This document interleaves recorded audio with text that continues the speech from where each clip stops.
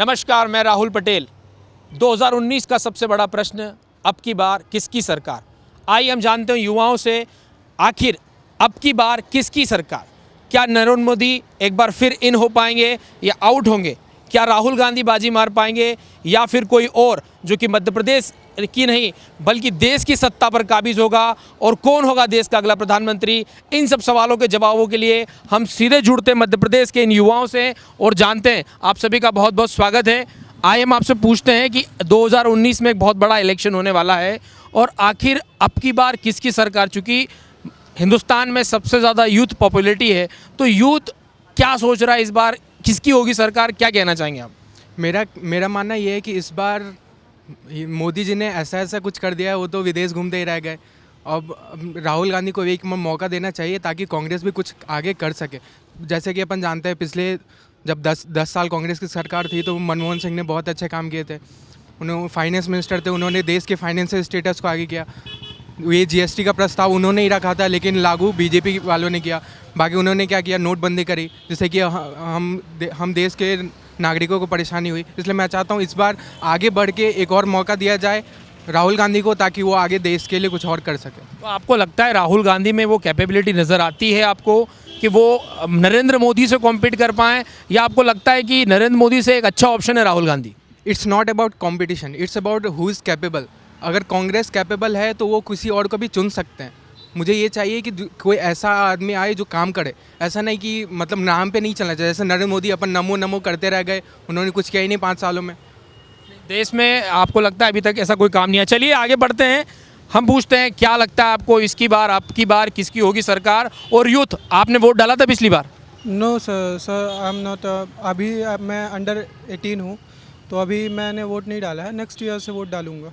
2019 में आप वोट करेंगे, तो आप किन मुद्दों के आधार पर जब आप वोट डालने जाएंगे तो क्या सोचकर 2019 में बटन दबाएंगे कि आखिर कौन बनेगा देश का अगला प्रधानमंत्री?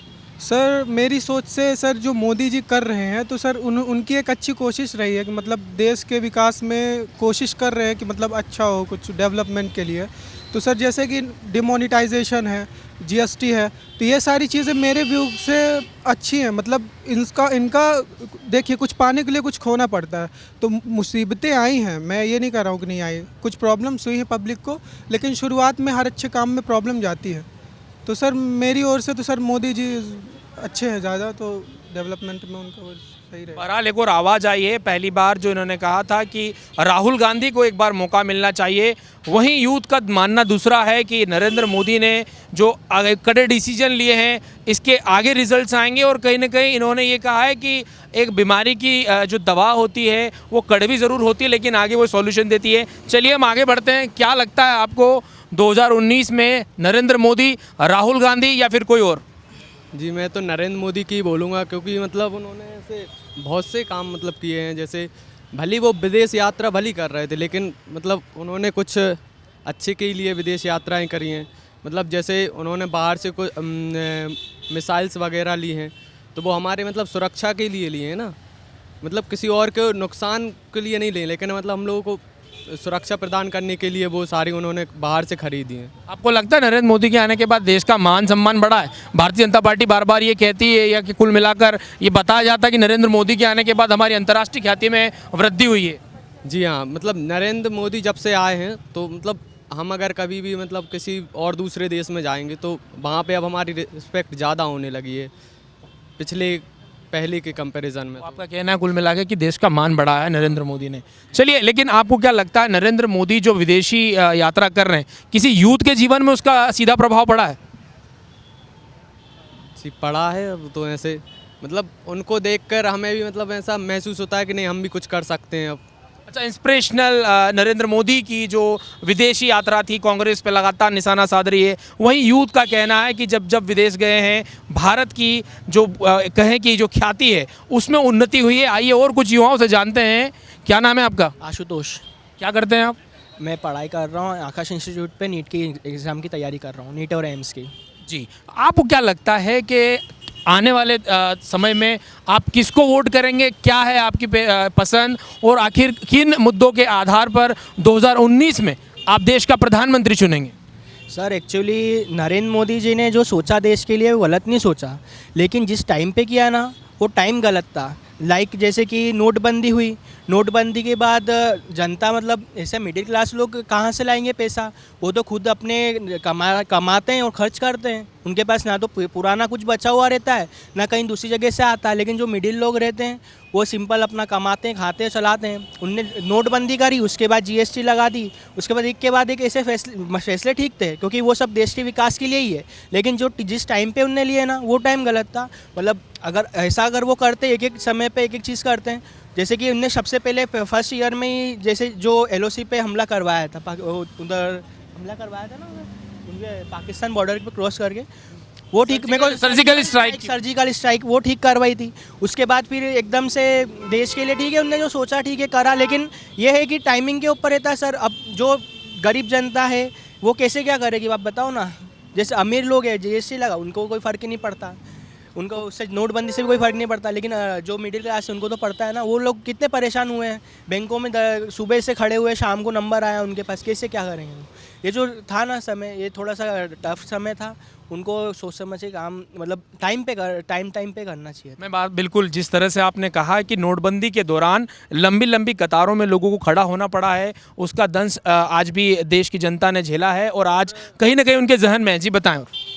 और सर वही सब लोग है ना ऐसा इरिटेट ज़्यादा हो गए क्या, ये सरकार जो काम कर रहा उनने ठीक है, लेकिन लोग क्या ज़्यादा जो एक बार बंदा इरिटेट हो जाता है ना उसके बाद कुछ वो सोचता नहीं है उस बारे में। तो आप सबसे ज़्यादा किससे इरिटेट हो गए हैं? आप आपके चेहरे से मुझे लग रहा है कि आप बहुत ज़्यादा गुस्से में नज़र आ रहे हैं। सर इसलिए क्योंकि सर परेशानी हुई ना, अब सबको काम छोड़ छोड़ के अपना जाना पड़ा बैंकों में, और दूसरे भी मिडिल क्लास लोग हैं, ये सब चलता रहा इसलिए।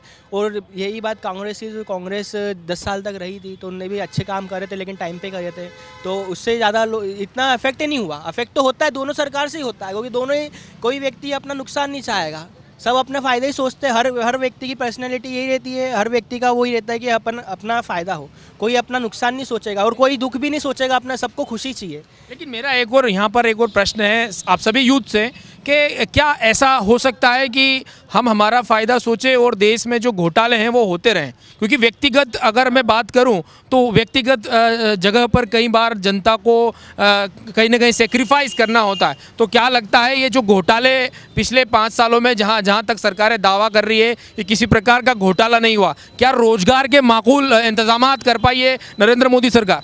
सर देखिए, ऐसा था कि मुद्दा तो पहले भी वही था कि युवाओं को रोज़गार मिले, महिलाओं की सुरक्षा हो अच्छी यहाँ पे और देश का विकास हो। लेकिन ऐसा लगता है कि मोदी सरकार आई है उससे ज़्यादा कोई इफ़ेक्ट नहीं पड़ा है जो पहले कांग्रेस थी अब है। देखिए आप अगर सेंसस को देखें तो जो चाइना है वो हर घंटे 60,000 रोज़गार देती है अपने युवाओं को, और इस साल मतलब साल भर की बात करें तो 2 लाख रोज़गार बस युवाओं को मिले हैं, बल्कि उन्होंने वादा किया था 2 करोड़ रोज़गार का। तो उस हिसाब से ऐसा लग नहीं रहा है कि ये डेटा कहाँ से चेक किया आपने? सर डेटा तो आपको कहीं भी मिल जाएगा, न्यूज़ देखोगे आप कुछ भी न्यूज़पेपर, हाँ डेटा किसी भी कोई भी डेटा प्रॉपर नहीं है, एक एवरेज हम बोल रहे हैं। अब आप बोल रहे हैं कि जो मोदी जी हैं वो यात्रा कर रहे हैं दूसरे देशों की, है ना, उससे हमारे देश का सम्मान बढ़ रहा है। अच्छा सर मैं ये पूछता हूँ कि अगर मोदी जी अपने देश का विकास करने में ज़्यादा समय दें, देश का विकास हो, तो डायरेक्टली हमारे देश का सम्मान ही होगा। अगर वो ज़्यादा टाइम यहाँ दे वहाँ देने के बजाय अगर यहाँ के युवाओं को रोज़गार दें, जैसे कि राहुल गांधी जी ने बोला था कि जो वो हैं वो लार्ज इंडस्ट्रीज़ हैं जो उनको ही बढ़ा रहे हैं, और जो मीडियम साइज़ इंडस्ट्रीज़ हैं वहीं भी वहीं पे टिकी हुई हैं, उससे कोई ज़्यादा फ़र्क नहीं पड़ रहा है। तो उनका कहना है कि आप मीडियम साइज़ इंडस्ट्रीज़ को बढ़ाइए ताकि सब एक लेवल पे आ सके, सब एक बराबर होके काम कर सके, एकजुट होके काम कर सके। तो मेरा तो यही कहना है कि कांग्रेस को एक मौका मिलना चाहिए, एवरीवन डिजर्व्स अ चांस। 60 साल का चांस देश ने दिया था, 60 साल से उन्हीं की सरकार थी। 10 साल फिर अगर हम 2000 से बात करें, 2014 के बाद भारतीय जनता पार्टी की सरकार आई है। क्या आपको लगता है इन 5 सालों में आपको सेटिस्फैक्ट्री आंसर नहीं मिला? एक बार और कांग्रेस को आप चांस देना चाहते हैं? जी बिल्कुल, मैं एक बार चांस देना चाहता हूँ। आपने बोला 60 साल की, ऐसा बात नहीं है, सारी सरकार करती हैं, विकास पे ही काम करती हैं। उन्होंने अपनी पूरी जी तोड़ मेहनत की थी। आप जब 1947 हमारा देश आज़ाद हुआ था तब आप हालात देखो और अब आप हालात देखें, वो जो भी किया है कांग्रेस की बदौलत हुआ है ना। ऐसा नहीं है कि उन्होंने कोई योगदान नहीं दिया है।